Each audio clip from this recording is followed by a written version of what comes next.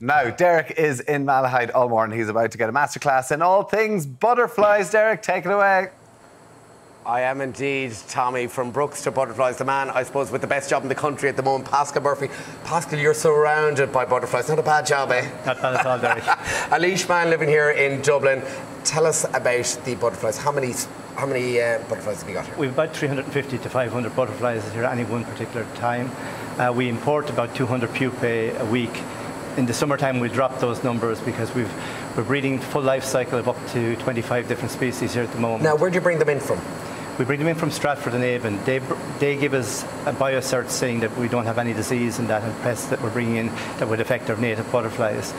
We've biosecurity in the house, so we've netting on all of the vents and that, so we don't get any escapes.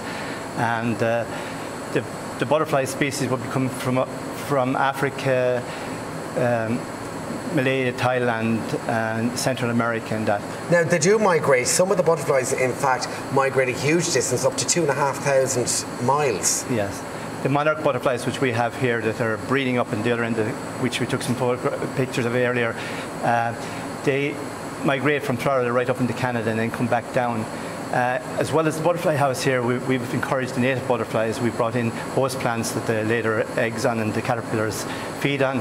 And one of the ones that we have that would migrate for us is the painted lady, comes up from Algeria. It's probably just going back now because the temperature. And they follow the same flight path each and every year. Yes. It's fascinating. For such a small insect, it's a wonderful, wonderful thing. Now, the plants here, very specific to the glasshouse here. We've got the likes of the lantana here and the pentas just behind you. Those are the plants that they get the nectar and pollen from. We've also got the host plants like the sleepias for the monarchs. We have a lot of citrus plants here for the monarch or for the swallowtail butterflies.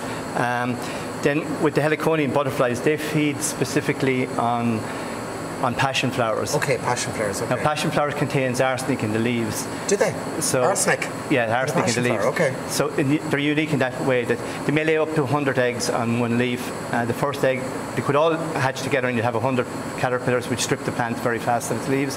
Or the first one that hatches will eat the other eggs. Okay. They're unique in that their caterpillars have little hairs, and if you brush against them, they'll give you a rash or that because they have arsenic in it.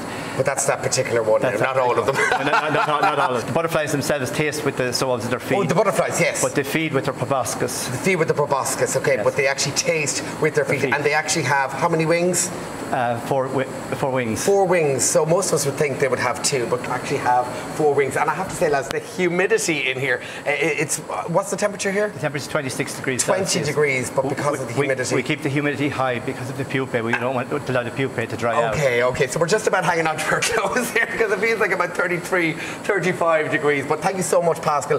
Very insightful. We've learned loads from here this morning. Mad about that. Caterpillars turned into butterflies. So a lantana plant, that's what I'm going to try and plant at home.